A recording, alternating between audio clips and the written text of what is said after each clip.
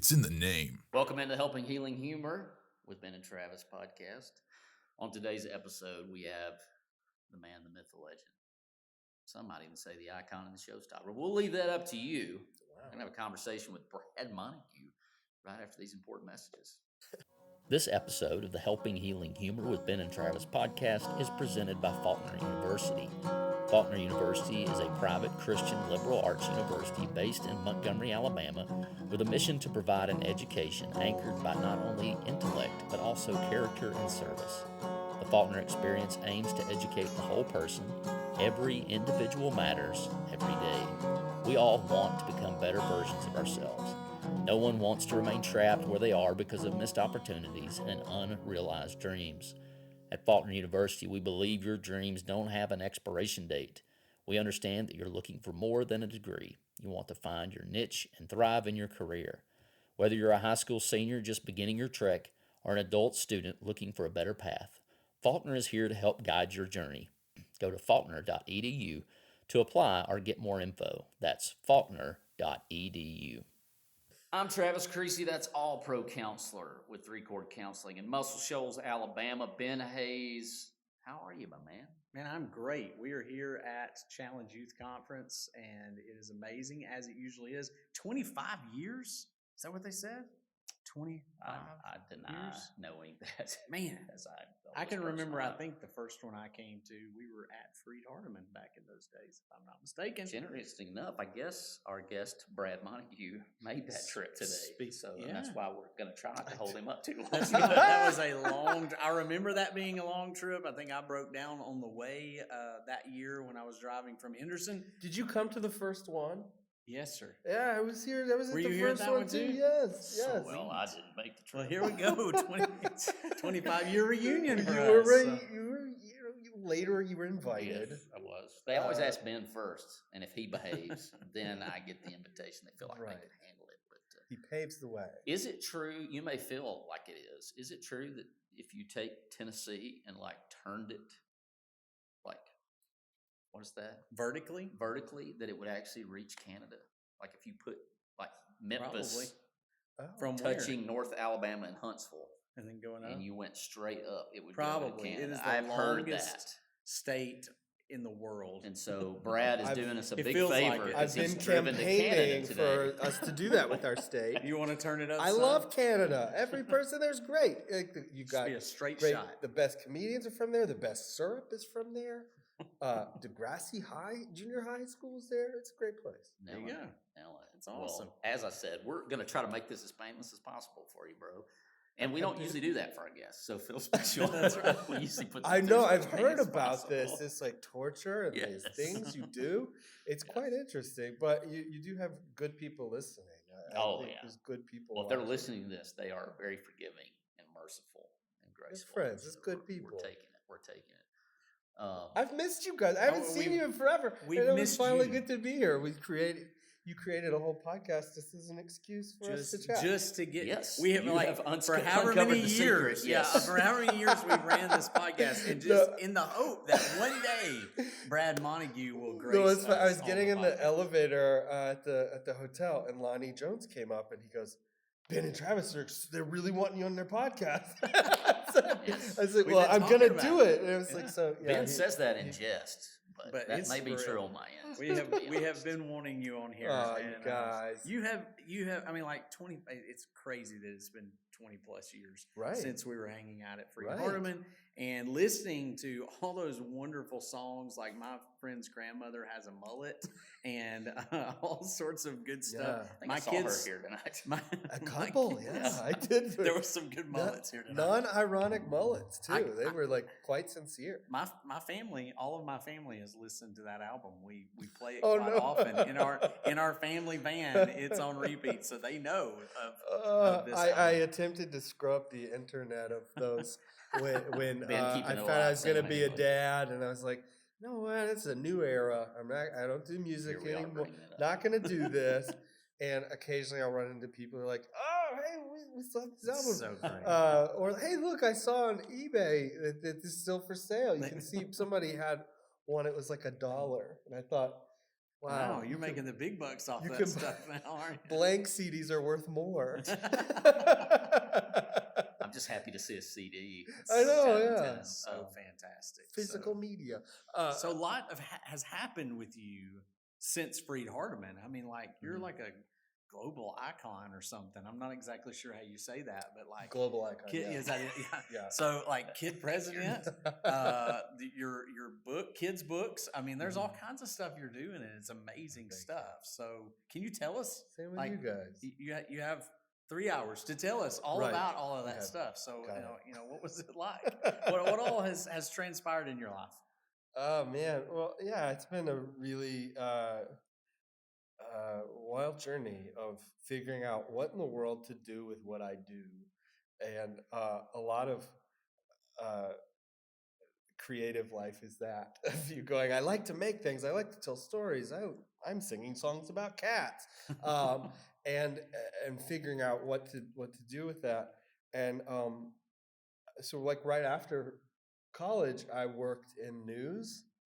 And I worked at a small station in Jackson, and I quickly learned like how to tell stories, but I also learned like the stories I don't want to tell, and I learned like how to edit video on reel to reel and digital and all this like craft of telling a story, and then I like doing this, but these are not the stories I want to tell. And then I worked in marketing for a while.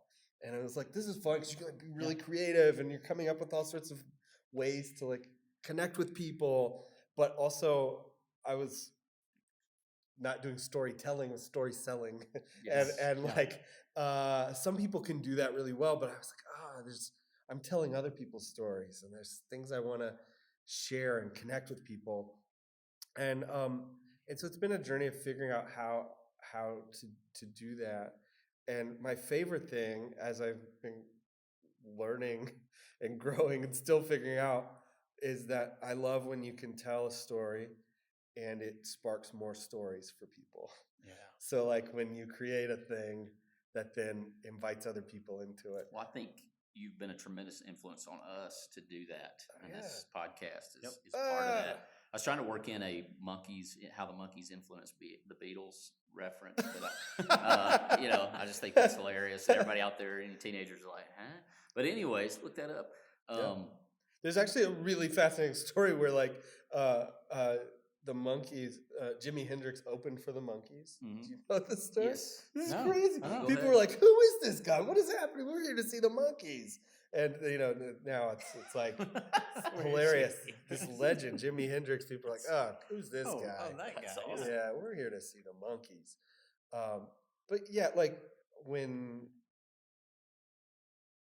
we started creating things on YouTube and finding that people didn't just watch stuff, but then would do something afterwards. Yeah, it was incredible and became a thing I was obsessed with. Like, because it's one thing to make a video and have people watch it, and you're like, oh, that's cool. But then when they say, oh, I called my mom and we hadn't talked in a long time, or like I did this thing for my neighbor. And a big moment, we threw a parade for a postal worker in our town and filmed part of it, told the story online. And then like within a week, there were people throwing parades. And that was this moment for me of going, I thought nothing's better than a parade.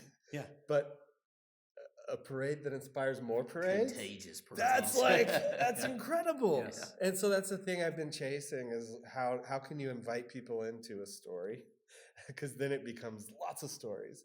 And that's the thing I'm still figuring out.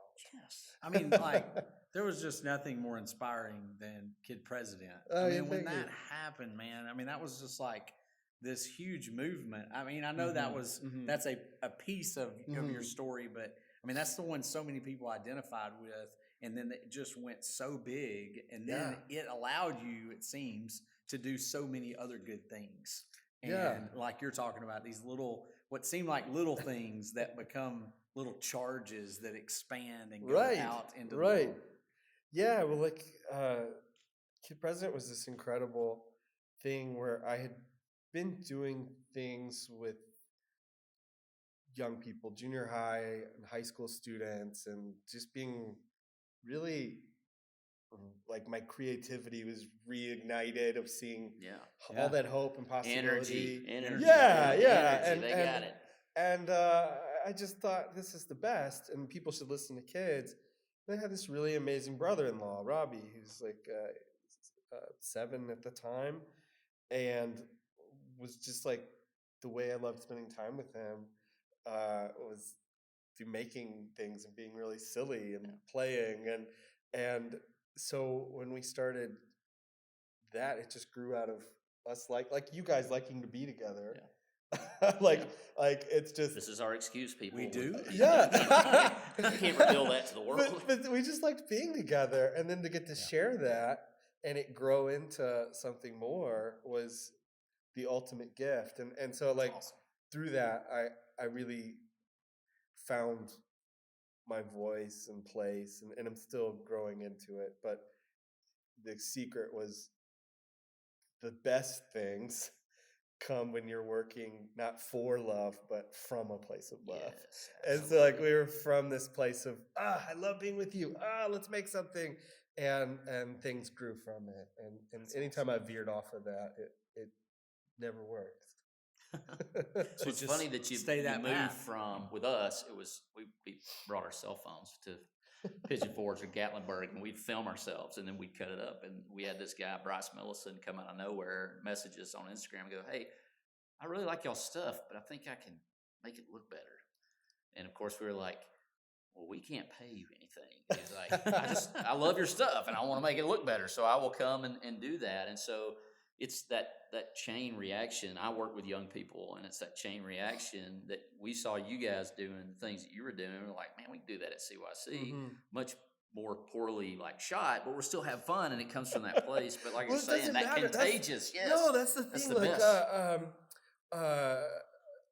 Like if you love music and then you want to play and it's like slightly off key or whatever, it doesn't matter. Like just make a thing, and it starts with like that passion and love of making a thing.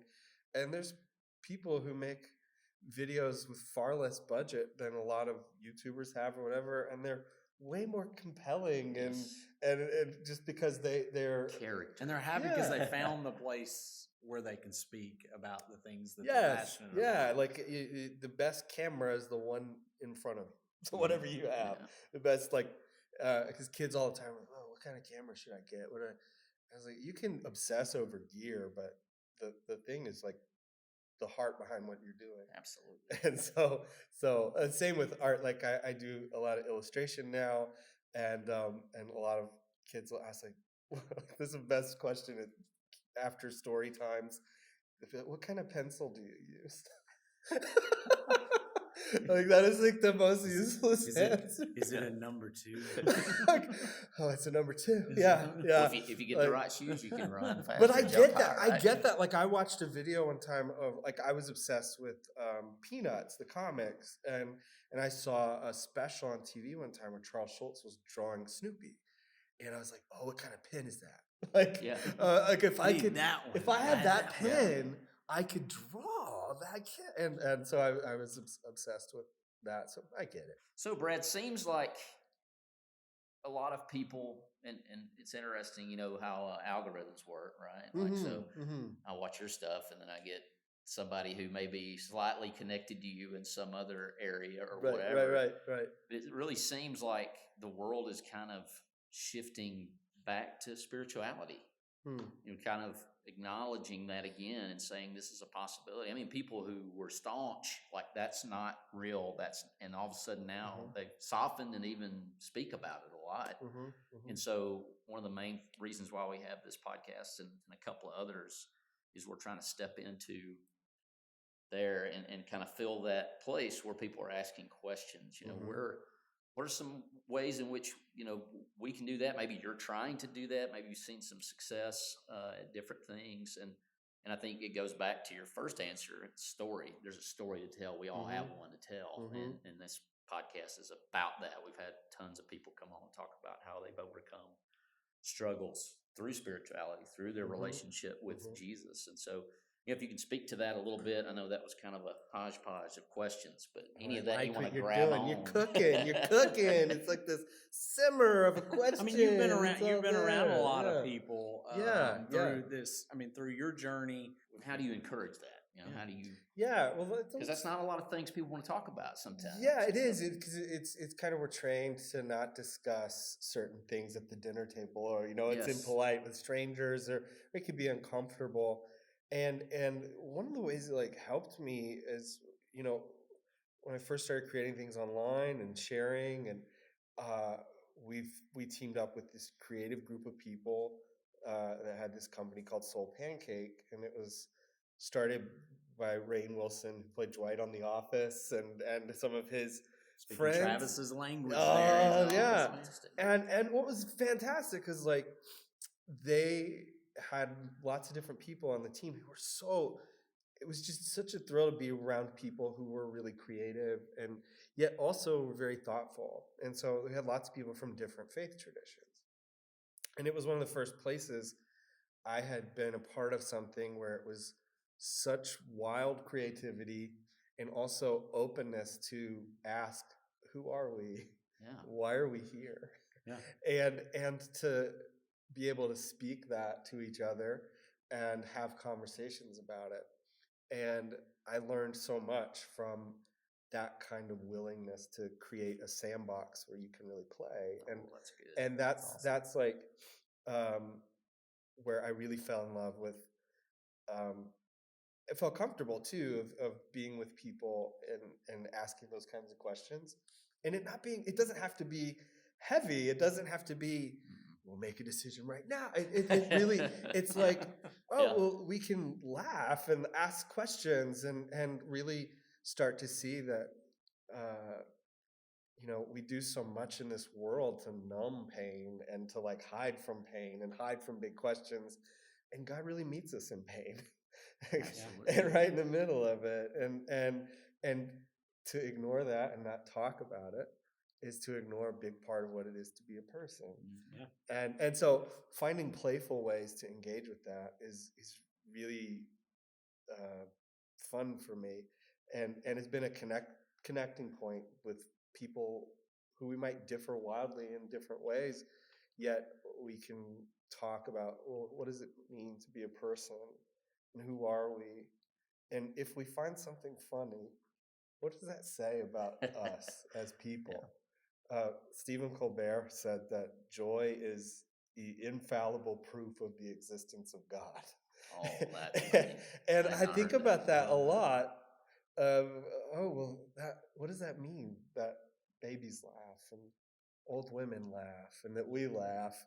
And so when you can be with a bunch of people and find something collectively funny and connect in that way, and even in the middle of pain, it becomes a safe place to ask, well, what does it mean that we're here? And what does this mean that we're connected in this way? And maybe I don't have all the right words for it, but that's not the point. That may be the beauty of it. We can describe it perfectly. Yes. Maybe that mystery that we keep trying to go after. And, that's certainly what we shoot for here on this podcast, the helping, healing humor. And we've had people come on and share some just heartbreaking stories. But by the end, we're laughing and pointing to and looking towards a God who has met them in those times. Yes. And getting to kind of, when you start having these conversations, I make simple little books that are about, simple little characters going through, 32 pages. They have a challenge, they overcome it, but it comes from a really deep faith. And that's one of the things that I love about how I've found God working, and that he seems to take things further than we thought. And there's a space there where more is said than what I'm saying. Fred Rogers is one of my heroes, and he did his children's program for years that is called Mr. Rogers' Neighborhood. But like for him, it was a ministry. Like, so somebody one time asked him, "Does this even matter? Like what you're doing? You're just playing with puppets." And he said that, well, the older I get, the more I realize there's a sacred space between any two people. And sometimes I think, he would say that's a space between the child and the television.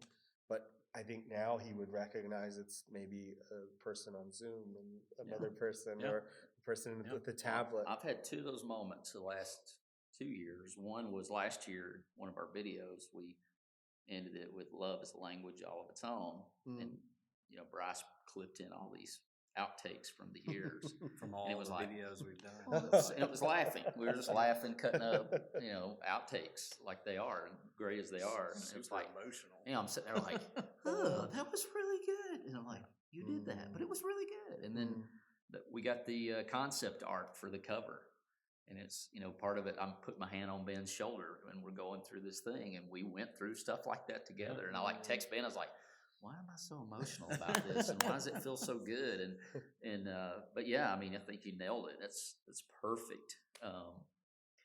There's just so many things in the world, like you said, so many struggles that people are going through, but it's really great that we can find the place. And that's why we talk a lot about the helping and healing humor, because we feel like there's healing in humor and the things that we do. But you were mentioning Fred Rogers. There was another Rogers, Carl Rogers, who was a counselor, and his kind of whole theory. Sometimes it's like, here's all these things you do to help people, and his whole theory was basically just person-centered, sort of. Well, that's not actually his, but anyway, it was about sitting in the room with someone, and there's this thing that happens when you just start talking to each other, and healing happens in that. There's not like, you don't have to know some great technique or wonderful thing to do.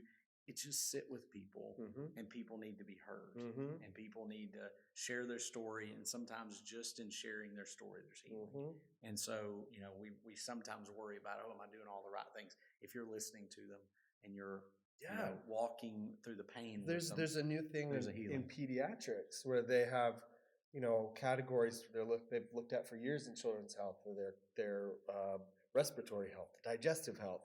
But they recently added a new category, and it's relational health. Wow. And the whole thing that they've discovered is that if they find out a child has stable, sustained, nurturing relationships, it drastically improves their health. So like, I was working on a project with the American Academy of Pediatrics on like going through that research and helping kind of like communicate some of those ideas. And it just struck me how like I was thinking about my own children and their relationships and my relationship with them, and how I'm like, whoa, I affect their health. And then I started like thinking about my own relational health and thinking, oh, whoa.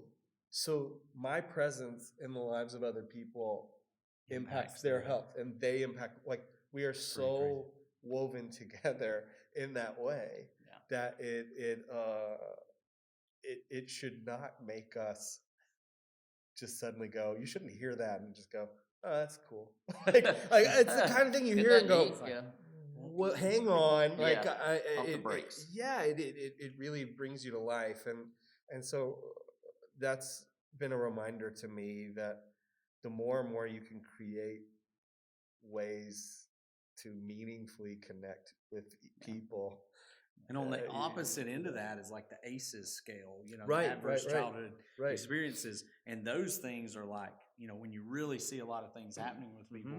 But what you're saying is it's not just, you went through all these bad things. It's just the way we connect with people is so instrumental. So speaking of connecting with people, you have been connecting with people for a very long time. You've been connecting and doing a lot of things that have impacted a lot of people. Tell us what you're doing now. What are you doing right now that maybe you need to tell the world about, so that our 3 or 4 listeners can go on there? Okay, so last year, maybe people might like this. So like last year, I threw a party because I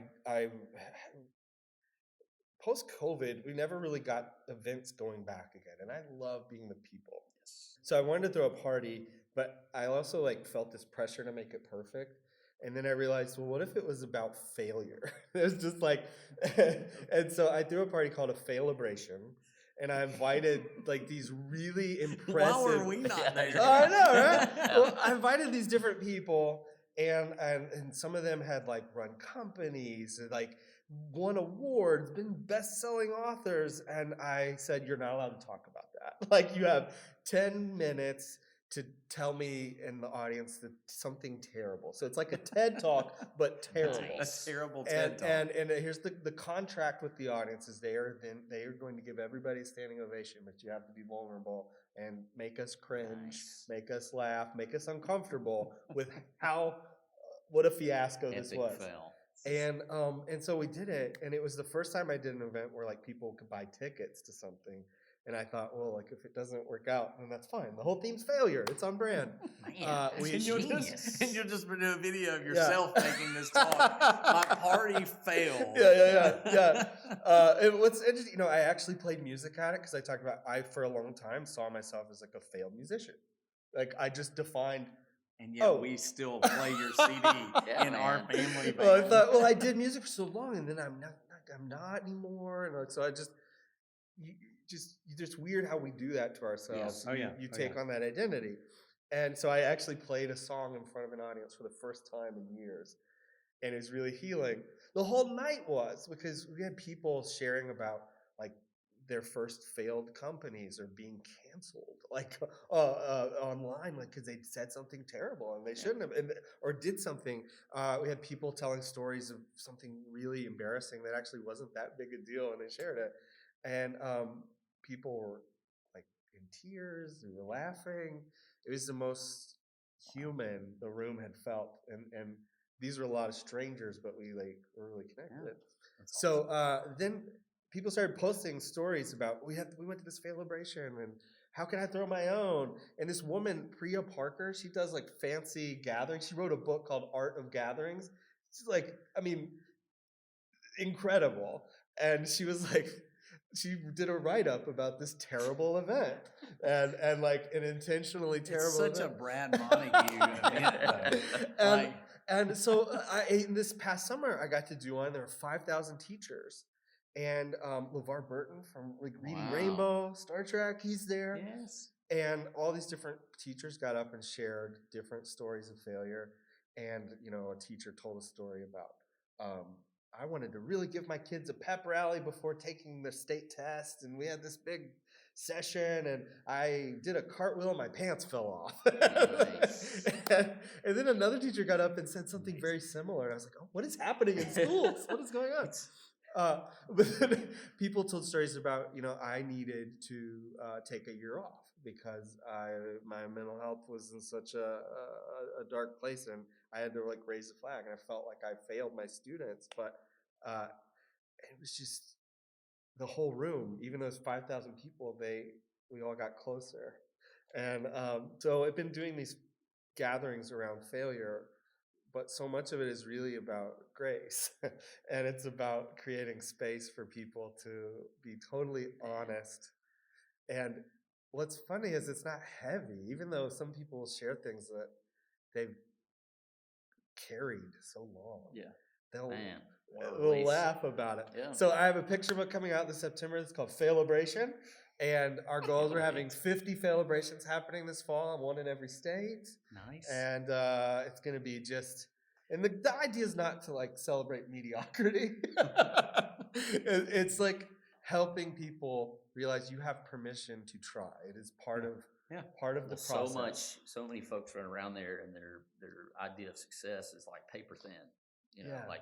Either I'm the best that's ever done it, or I'm the worst that's ever done it. And it's like, well, there's a lot of space in the middle there where I like to camp out. That's kind of where I live. Well, if you read the book Grit by Angela Duckworth, she talks a lot about that, about it's okay to fail. I mean, you're going at something. Most of those people who win medals and are business, huge CEOs or whatever, they failed at some point. We don't usually hear that part. Those are the most helpful stories for them to share. Right. And we don't usually get that. We get the success story. The goal is to just invite people to fail better. Yeah. I hope you fail better. Fail going forward. Yeah. And so that's been an unexpected little fun project that we're doing, and awesome. I'm excited for where it might lead. The mission of Heritage Christian University is simple. They aim to advance the churches of Christ by equipping servants through undergraduate and graduate programs. HCU produces effective communicators of the gospel, focusing on evangelism and a commitment to Scripture. Heritage Christian University offers 5 degrees: Associate of Arts in Biblical Studies, Bachelor of Arts in Biblical Studies, Master of Arts, Master of Ministry, and Master of Divinity. HCU is accredited by the Association for Biblical Higher Education and is an associate member of the Association of Theological Schools. Since 1968, Heritage Christian University has offered affordable degrees in biblical studies, allowing graduates to thrive in their ministries without the burden of loan debt. In fact, most graduates finish at HCU without owing anything for their education. For the spring 2024 semester, HCU is offering full tuition scholarships for the graduate level students. For more information about the scholarships they offer, visit www.hcu.edu. HCU invites you to the 2024 Heritage event at the Marriott Shoals Conference Center. Join them on Saturday, August 24th for an incredible night of music from the legendary Ricky Skaggs and Kentucky Thunder. General admission tickets and table sponsorships are available for purchase. Visit hcu.edu to purchase your tickets today. If you think HCU is the perfect university for you, visit hcu.edu to schedule a tour or apply today. Heritage Christian University helps you thrive in your ministry. So can people access your material somewhere? Is there like a website? Is there a place that they can go to? The book is up for pre-order right now, and then we have I'm on social media and all, but there's resources at wondersparks.com that are free resources for teachers and families, and then MontagueWorkshop.com is the other website, and we have all sorts of things we're sharing all the time. That's awesome. So we have a tradition on this podcast that we end with, these have all been fun questions, but one that we get to know you a little bit better. And so I'll let you choose. We do spring it on people since this was supposed to be a 5-minute video and it's turned into much longer. So we'll just go ahead and give you the full expectation, full experience. Okay. You can choose either the jam in the car, that you're alone, or you've got a car full of kids, your wife. Christy's amazing. She's talented, wonderful. As we all know, our wives are much more talented than we are. Absolutely. They're getting the full show. I mean, you're doing, the air guitar, the drums, the singing, you may even roll the windows down so the whole world gets it. A movie or television show you would bring back, canceled, but you would bring it back. Or an emotional movie moment. Our TV show moment. So I'll let you choose. If you want to throw all 3 of those out in rapid succession, we don't care. Yeah. Let's do all 3. Do all 3. He's got them all 3. Lightning round. All right, we can do it. Song in the car. Okay, this is one I'm obsessed with. I actually listened to it on the way here. It's In the Light of a Clear Blue Morning by Dolly Parton. Yes. And we're in Tennessee, so why not? Yes. It's perfect. Of Tennessee. Oh, it's so good. I can, I can't hit the notes like old Dolly can, but we can. But you can do it. I got a lot of heart. Yeah. All right. The next one is a TV show you'd bring back. The Adventures of Pete and Pete. Nickelodeon. Oh man, what a pull! It's perfect. It's still it holds up. If you've never seen it, it's incredible. It is. It's the one. One. Amazing. And rapid succession number 3 is a emotional movie quote or moment. Moment. Yeah. Doesn't have to be I was a quote. Many days. Dumbo and his mama. I was going to say maybe one that might hit Dumbo and his mama. That's Dumbo and his mama. The trunk coming out. And, baby mind plant. Can't even talk about it. Yeah, it's tough. So there it is. Brad Montague, live right here. Well, live to us. Well, I'd like to say, I don't know if it's Ben or I don't know who it was. We were like, wouldn't it be awesome if we got Brad Montague? And I was like, all I can do is ask. And then I was like, hey, we'll do a 5-minute video. We'll ask 2 questions and you'll be done. You can go to sleep. Well, here we are. And then we just wanted to hang out. So the check hasn't cleared yet. Yeah. But I'm glad you put that in the mail. I'm glad to be here. Well, Brad, thank you so much for taking time out. I know you're going to do Thank you for what you're doing. Hey, everybody, it's Ben and Travis. Like, this is a huge deal. Ben and Travis, like, they're doing the work. They've been helping, healing, humor, the whole thing. We're trying. They're doing it. You've been doing it. We live in a world with Ben and Travis. Well, and Brad Montague makes the world better. It's his world. So thank you, man. Thanks, man. Thanks, everybody. Thanks for being with us for this episode of the Helping Healing Humor podcast. Be sure to download our free ebook, 28 Days of Focused Living, at benandtravis.com and receive all of our Helping Healing and Humor extra content directly in your inbox. We look forward to having you join us at the same Ben and Travis time, same Ben and Travis channel.